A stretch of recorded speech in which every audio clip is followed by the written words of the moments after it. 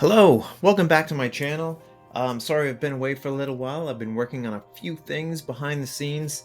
Today's video is going to be a little bit different. I want to talk about some of the vital elements that professional character designers use to make their designs really pop. And you can use them on your designs. And I'll share those key design traits with you as I develop and rework some of my characters for my original comic. In this, you'll see me redesign one of the main characters, Betty, from my comic. So let's use these professional design elements as I try to improve my character designs. So hit that like button, subscribe, and let's get into it.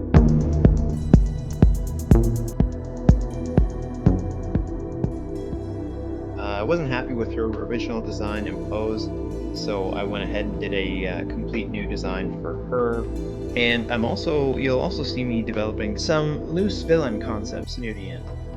So let's get into it. Generally, every legendary comic book character should have one thing in common, and that comes down to an iconic and unforgettable design. So as I said, today I'm breaking down my design process for creating iconic character designs, but also expressive poses that tell us a little bit about the character and their personality. And hopefully by the end of the video, I'll have some professional level character designs and villains for my upcoming indie comic. And hopefully it will inspire you and you'll be able to learn something to apply to your own designs and your own storytelling. And one thing you might have noticed that I did right at the beginning of the video was that I did a design and I wasn't happy with it and I threw it away and started again. It's a good rule to remember that your first design of a character should really be your first step, not your final design. So don't be afraid to put some time into something that you're not happy with and start again. Take the elements you like and move them on to a new version. Eventually you'll be happy and you'll know when you are. I'm much happier with this current design. It leans a little better into that action cartoony design that I'm going for, but it also gives me hints of her personality. The hand on the hip, the turned head, the facial expression.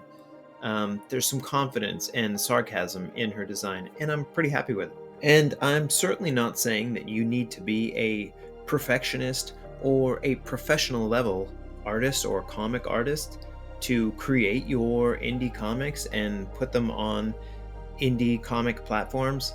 I'm saying recognize when you can do better and improve your character designs, which will ultimately improve your comic and your story. So, when you're creating your characters, a great design always starts with 3 vital questions. What is the character's purpose to the story? What drives them in the story? And ultimately, what is their personality? And as a designer, as the artist and storyteller, you need to incorporate all of these traits visually and answer these questions in the character's design. And if you can do that, then your character will be awesome. So for me, in my story, this character is Betty. Her role and purpose in the story is she's a co-lead protagonist along with another character named Jack. She is a partner, co-pilot, an equal ally, a guide, and even a romantic interest for the main character. And what drives this character? She's driven by a sense of adventure and freedom, but also has a pursuit of defending the innocent and the less fortunate. She's also a character who's always on the run from a certain royal lineage that threatens to take away her newfound freedom. And finally, we should know what her personality is like. And for me, this character's personality is rebellious. She's sarcastic. She's quick-witted, hard-headed, but also fun and flirty, especially towards Jack. Another important element to strong character designs is having a recognizable silhouette. Every iconic character design or comic book character has a very identifiable silhouette, which is why having hats or unique hairstyles or pointy ears is a great way to establish a silhouette. And to be completely honest, I feel that this character has a somewhat weak silhouette. The only identifiable features is the shape of her head and the way her hair curls on her shoulders. Moving forward, I may need to add something to give her a more recognizable silhouette, but for the time being, I'm pretty happy with the way she is. Now, let's quickly talk costume. Arguably, the most fun part about designing a character is creating an iconic and unforgettable costume design. A great costume can tell the viewer everything about a character before that character even utters a line of dialogue. And I want her costume to read sleek, sexy but not overly sexualized, but also confident and well equipped. She's also well aware of her beauty, but embraces it instead of hiding from it or color can be using just it as as a important tool as the overall manipulation. character design. But remember, color can play on the reader's emotions, so use color strategically. But just like design and its importance, color can also tell us a lot about a character, or at least it should. So choose your colors wisely and let them speak to the character's emotion, personality, and information to the story. A good filmmaker will often use color to set the mood, set tone, and trigger emotions. Villains, for example, will often use contrasting palettes and colder tones, while heroes tend to have brighter, more high contrast colors. So try to choose colors for your original characters that not only tell us something about that character, but also contribute to the overall story that you're telling. And by the way, since we're talking about color, I've created a complete and full color walkthrough tutorial of how I fully color this character digitally in Clip Studio Paint, and that's available right now over on my Patreon. So if you're interested in digital coloring, or at least the way that I digitally color my designs, please head over to Patreon, become a member. It's a great way to support the channel. And now let's briefly look at story-driven details. Small details that give us a hint of the character's past and a broader story.